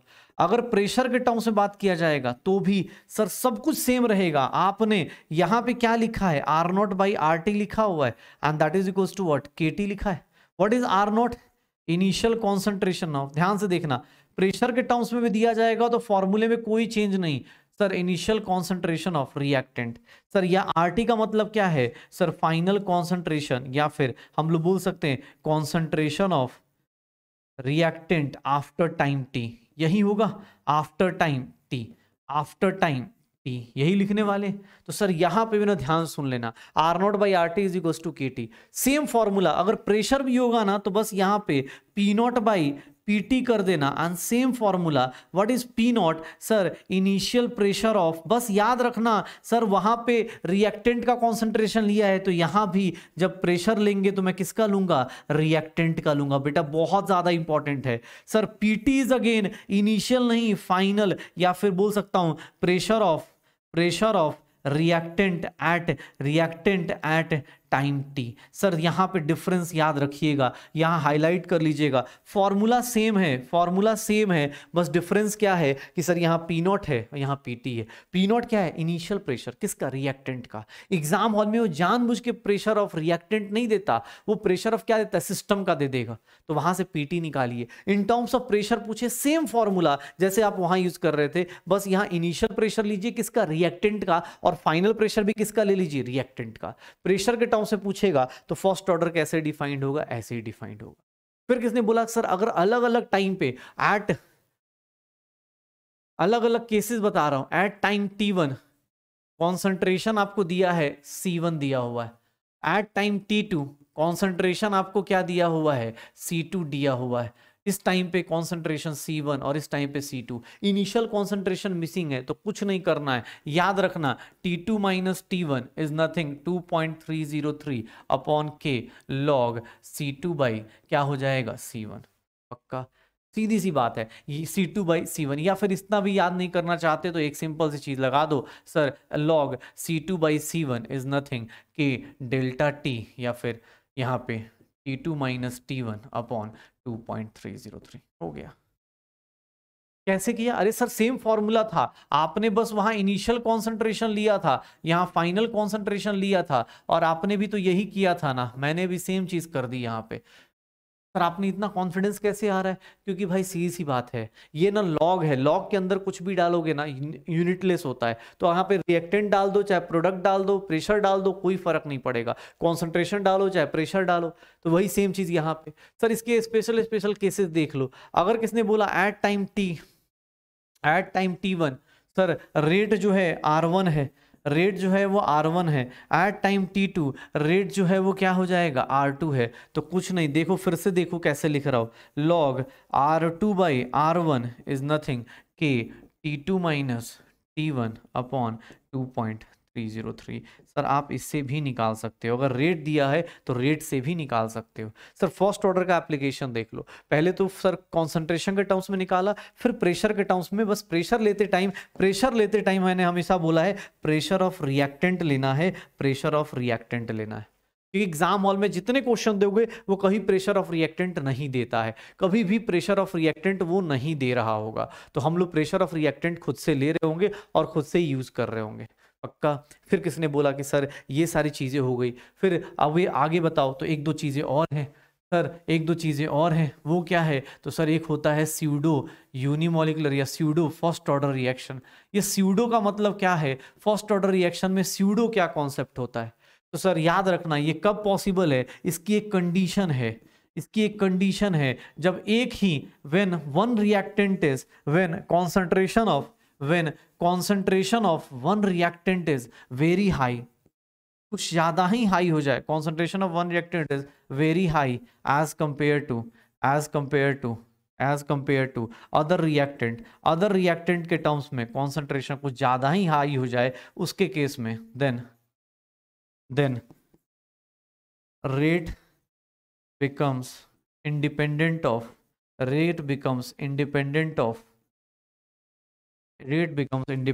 of concentration of reactant present in higher amount।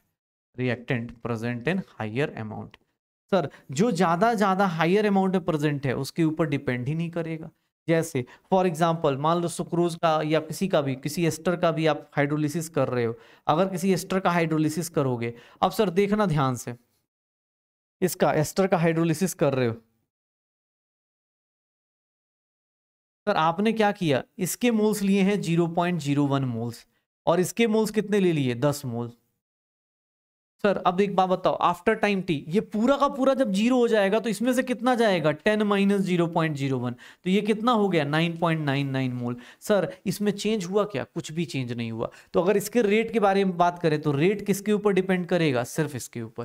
कहने को ये मान लो कितना है, दो लोगों के ऊपर डिपेंड करना चाहिए, कहने को ये बाई मॉलिक्यूलर है, बट रेट जो होगा सिर्फ किस पे डिपेंड करेगा, जिसका अमाउंट क्या होगा, कम। क्योंकि जैसे ही ये खत्म हुआ रिएक्शन स्टॉप हो गई। तो स्यूडो फर्स्ट ऑर्डर रिएक्शन क्या होता है, उसकी कंडीशन क्या होती है, ये ध्यान रखिएगा कि सर अगर एक रिएक्टेंट का कॉन्सेंट्रेशन बहुत ज्यादा हाई हो जाए दूसरे के रिस्पेक्ट में, तो वहां कॉन्सेंट्रेशन ऑफ रिएक्टेंट क्या हो जाता है, सर आप ना इंडिपेंडेंट हो जाते हो, फिर आप इस पे ऊपर डिपेंड ही नहीं करते हो, इसके ऊपर डिपेंड ही नहीं करते हो। इसी को क्या बोलते हैं, स्यूडो यूनिमोलिकुलर या first order reaction, pseudo first order reaction ये बोल देते। फिर किसने बोला कि सर फर्स्ट ऑर्डर में अपने पास ऐसी बातें करी। अगर आपसे कोई बोले ऐसे तो बेटा ये एनसीईआरटी में नहीं है, लेकिन हाँ बस जान जाओ nth ऑर्डर का रिएक्शन के बारे में बात करें तो सर इसके लिए आपको कुछ नहीं, सर ये फॉर्मूला ध्यान रखिएगा, ये फॉर्मूला ध्यान रखिएगा, and that is n-1 into KT।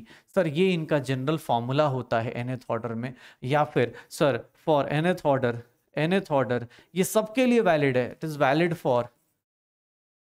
For all orders except n is equals to 1, except n is equals to 1। nth order half life जो होता है, half life is in directly inversely proportional to r0 की power n-1, r0 की power n-1 into k। मतलब अगर half life के बारे में बात करें तो हाफ लाइफ से भी आप ऑर्डर निकाल सकते हो। अगर हाफ लाइफ का ऑर्डर आपको दिया गया है 2 अपॉन हाफ लाइफ ऑफ 1 दिया गया है, तो that will be equal to r0 किसका 2 का, सॉरी r0 किसका 1 का डिवाइड बाई r0 इसका 2 का, इन सब की पावर n-1 से भी आप ऑर्डर निकाल सकते हो। तो ये भी एक फॉर्मूला यूज कर सकते हो। ज़्यादा nth ऑर्डर आपके एनसीईआरटी में नहीं है तो इसके ऊपर ज़्यादा लोड नहीं लेना है। nth ऑर्डर में ये फॉर्मूला जान जाइए, RT क्या है, रिएक्टेंट का concentration after time t, r0 क्या इनिशियल कॉन्सेंट्रेशन, सबके लिए वैलिड है except n is equals to 1 पे। तो इंटीग्रेटेड रेट लॉ से आप ये चीज़ें निकाल सकते हो। श्योर हो। अब चीज़ों पे आते हैं, हमारा last that is what temperature dependence. लोगों ने क्या देखा कि सर टेम्परेचर बढ़ाते हैं तो रेट ऑफ रिएक्शन हाई होता है, टेम्परेचर बढ़ाते हैं तो रेट ऑफ रिएक्शन क्या होना शुरू होता है, हाई होना शुरू होता है। तो यहां पे देखा गया कि टेम्परेचर को अगर 10 केल्विन से बढ़ाते हो तो सर यहां पे ना सर टेम्परेचर कोफिशिएंट करके हमने एक वर्ड निकाला। अगर आप टेम्परेचर को 10 केल्विन से बढ़ाते हो, टेम्परेचर को अगर मैं ऐसा लिख दूं कि टेम्परेचर T+10 कर देते हो, डिवाइड बाई टी कर दो, या फिर अगर मैं टेम्परेचर कोफिशिएंट के बारे में बात करूं तो रेट कांस्टेंट T+10 पे डिवाइड बाई के, rate constant at T temperature, rate constant T+10 पे, इसकी वैल्यू अप्रोक्सीमेटली हमेशा किसके बीच में रहेगी, 2 to 3 टाइम्स। तो लोगों ने बोला ये क्या चीज़ है यार, ये टेम्परेचर कोफिशिएंट ये हमेशा कुछ ना कुछ टेम्परेचर बढ़ाने पे वो वैल्यू बढ़ रही है, डबल से ट्रिपल या उसके बीच में रह रही है, 2 to 3 के बीच में रह रही है। तो फिर यहाँ पे एक बंदा आया, उसने बोला, उसका नाम था आर्हेनियस। आर्हेनियस ने क्या करना शुरू किया, आर्हेनियस ने एक थ्योरी दे दी अपने पास। आर्हेनियस ने क्या किया, आर्हेनियस ने क्या करा, इसने एक थ्योरी दे दी। क्या, इसने बोला भाई साहब जो रेट कॉन्स्टेंट होगा ना वो पता है किस पे डिपेंड करेगा, -EA अपॉन RT।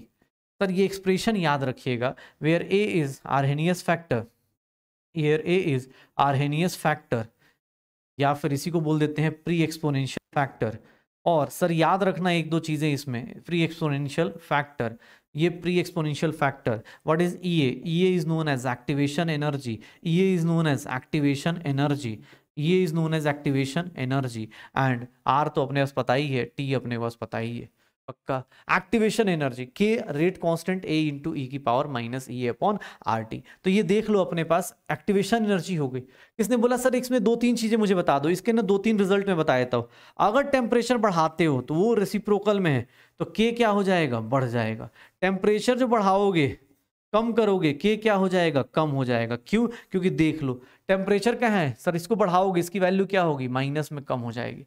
लेकिन अगर एक्टिवेशन एनर्जी ज्यादा हुई K क्या हो जाएगा, कम। एक्टिवेशन एनर्जी कम हुई K क्या हो जाएगा, ज्यादा। इस एक्सप्रेशन से मैं दो रिजल्ट्स लिख सकता हूं अपने एग्जाम हॉल में कि एक्टिवेशन एनर्जी बढ़ाते हैं तो रेट ऑफ रिएक्शन क्या हो जाता है, कम, और अगर टेम्परेचर बढ़ाते हैं तो रेट ऑफ रिएक्शन क्या हो जाता है, ज्यादा। आर्हेनियस ने ये थ्योरी दिया, बोला कि भाई साहब ऐसे करके काम कर लो। इसके क्वेश्चंस बहुत शानदार शानदार से आते हैं। एक तो डायरेक्ट इस थ्योरी के ऊपर आ जाता है कि सर एक्सप्रेशन दिया हुआ है, एक दूसरे को कंपेयर कर लीजिए, या फिर इसके अंदर एल लगा देंगे तो एल करके हम लोगों के पास ग्राफ आ जाता है। ये ग्राफ आ जाता है कि सर एल के वर्सेस 1/t का ग्राफ देखेंगे तो सर 1/t का ग्राफ अगर देखूं मैं तो यहाँ 1/t को अगर अलग कर दूं तो क्या होने वाला है, ये sir y component ln a हो जाएगा, ग्राफ जो होगा वो स्लोप क्या हो जाएगा, -EA/r हो जाएगा। किसने बोला सर ln में पसंद नहीं आ रहा, log में लिखो, तो log में लिखूंगा, यही सेम चीज को अगर log में लिखता हूं तो log में क्या हो जाएगा, log k = log a -EA/2.303 r 1/t। Sir इसका ग्राफ बनाया गया, इसका ग्राफ बनाया गया, ग्राफ का नेचर सेम है, बस ln और log का ग्राफ सेम रहेगा, लेकिन सर जो y इंटरसेप्ट है वो क्या हो जाएगा, log a, और इसका जो स्लोप होगा वो स्लोप कितना हो जाएगा, -EA/2.303 r हो जाएगा। तो ये स्लोप हो जाएगा पक्का। तो ln के सर इसके क्वेश्चंस, इस इक्वेशन के क्वेश्चंस डायरेक्ट कंपेयर करने को दिख जाएंगे आपको, इस इक्वेशन के क्वेश्चंस भी डायरेक्ट कंपेयर करने को दिख जाएंगे, इसके क्वेश्चंस भी आपको डायरेक्ट कंपैरिजन के दिख जाएंगे, डायरेक्ट कंपैरिजन करने को मिल जाएगा। प्लीज एनसीईआरटी क्वेश्चंस अटेम्प्ट कर लेना, प्रीवियस ईयर क्वेश्चंस अटेम्प्ट कर लेना, आपको पता चलना शुरू हो जाएगा यार ये चीजें कैसे होती है। अगर आपका टेम्परेचर के साथ अगर मैं बोलूं एट टेम्परेचर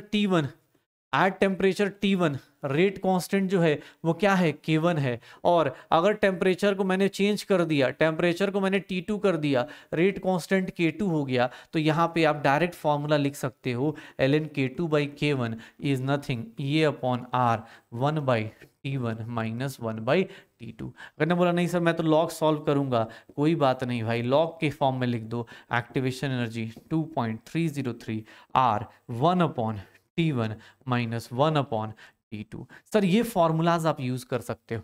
कैसे, टेम्परेचर चेंज किया, रेट कांस्टेंट के साथ फ्लक्चुएशन देख लो। किसने बोला सर कैटलिस्ट के प्रेजेंस में, क्योंकि इफेक्ट ऑफ कैटलिस्ट, कैटलिस्ट क्या करता है, कैटलिस्ट ना सर आपका क्या डिक्रीज कर देता है, सर डिक्रीजेस एक्टिवेशन एनर्जी।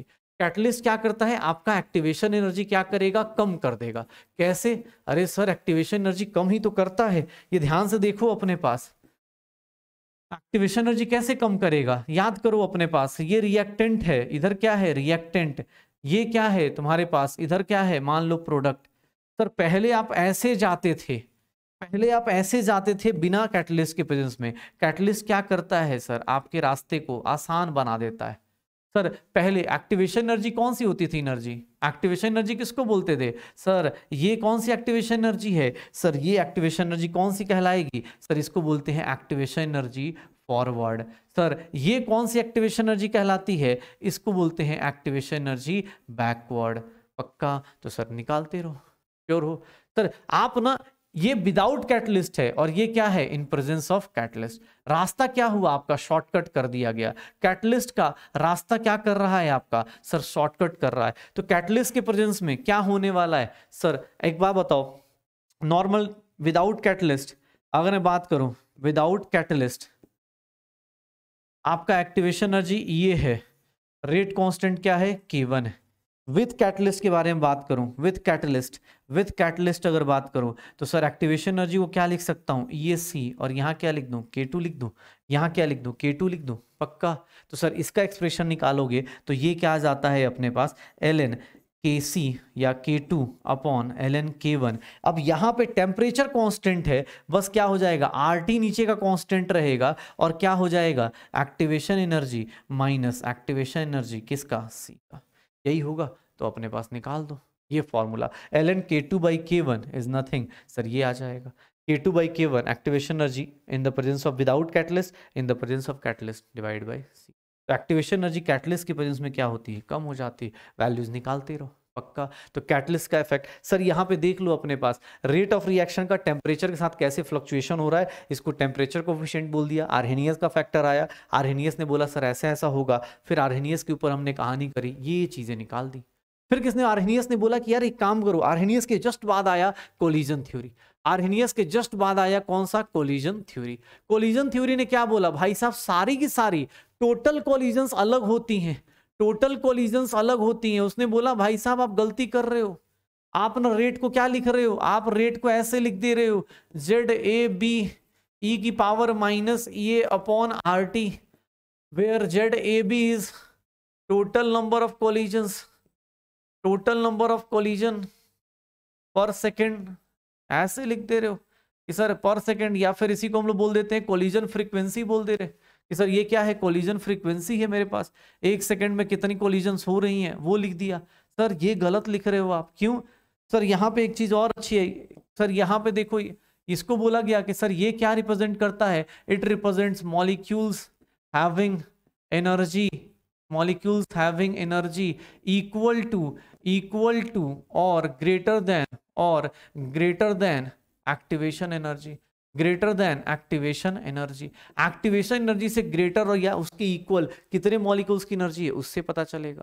लोगों ने बोला सर total collision क्या है, सर total collision से product नहीं बनते, आपने जो लिखा कोलिजन थ्योरी में वो ठीक है, आपने ये लिख दिया, बट इसको और ज्यादा सुधार किया गया और उसमें क्या किया गया, एक्चुअली 2 बैरियर्स निकाले गए, 2 बैरियर्स निकाले हम लोगों ने, 2 बैरियर्स कौन कौन से, एक एनर्जी बैरियर, मतलब कि सर एनर्जी बैरियर क्या है, कम से कम आपके पास इतनी एनर्जी होनी चाहिए, सफिशिएंट एनर्जी होनी चाहिए ताकि आप कोलिजन क्या कर पाओ, कोलिजन कर पाओ, sufficient energy to do effective collision.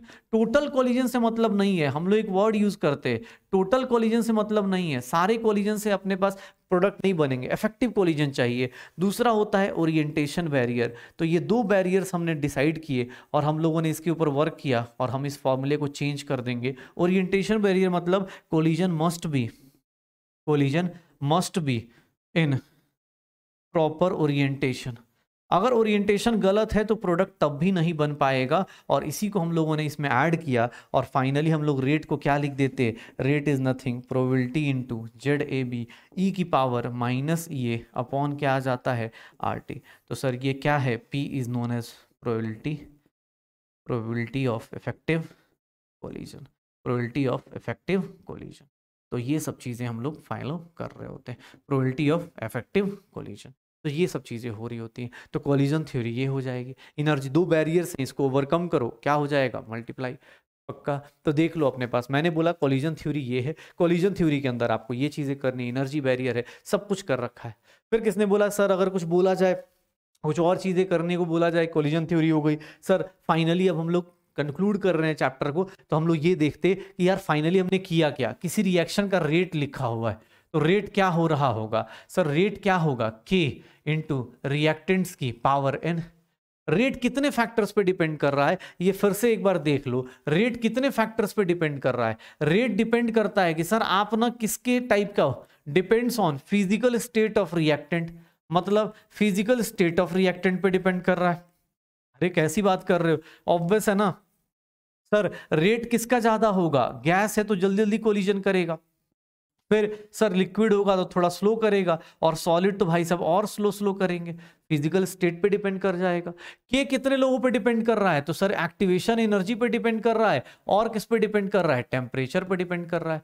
Sir concentration of reactant obvious है, नंबर ऑफ मोल्स, इन सब पे। ये क्या है, ऑर्डर ऑफ रिएक्शन। तो ये छोटा छोटा अपने पास देख लो कि सर हम क्या बढ़ाएंगे अपने को। सर फिजिकल स्टेट पे भी डिपेंड कर सकता है। दूसरा सरफेस एरिया बढ़ाओगे, सरफेस एरिया अगर इंक्रीज करोगे, सरफेस एरिया इंक्रीज करोगे, रेट तब भी इंक्रीज कर जाएगा। तो ये छोटे छोटे टर्म्स हैं जहां पे हम पूरा का पूरा रेट ऑफ रिएक्शन के बारे में बात कर रहे हैं। ये एक्टिवेशन एनर्जी के ऊपर डिपेंड करता है, टेम्परेचर के ऊपर डिपेंड करता है, सारे के सारे ऑर्डर ऑफ रिएक्शंस हो गए। तो ये सारी चीजें हम लोगों ने कंप्लीट कर ली हैं, ये सारी चीजें हम लोगों ने कंप्लीट कर ली हैं, सारे मेजर फॉर्मूलाज हमने रिवाइज कर लिया है केमिकल काइनेटिक्स का। केमिकल काइनेटिक्स के अंदर फर्स्ट लॉ, फर्स्ट लॉ कह रहा हूं, फर्स्ट ऑर्डर, जीरो ऑर्डर, ये ज्यादा मेजर इंपॉर्टेंट पोर्शन है। इंटीग्रेटेड रेट लॉ से क्वेश्चन रहते ही रहते हैं, प्लस ग्राफ के क्वेश्चंस आज के टाइम पे बहुत ज्यादा ऐड हो चुके हैं, तो ग्राफ के क्वेश्चंस भी साथ साथ अटेम्प्ट करते रहो। फिर जहां भी लगता है, जैसे भी लगता है कि सर प्रीवियस ईयर क्वेश्चंस लगाइए, फॉर्मूलाज हमने रिवाइज कर लिया इस माइंड मैप में। प्लीज बेटा इस माइंड मैप का यूज एक ही है, आप इससे कॉन्सेप्ट्स नहीं बना सकते, आप इससे कॉन्सेप्ट रिवाइज कर सकते हो, ये बात ध्यान रखना। अगले लेसन्स में हम लोग मिलेंगे एक नए चैप्टर के साथ, नई एनर्जी के साथ। तब तक के लिए ओके, बाय बाय।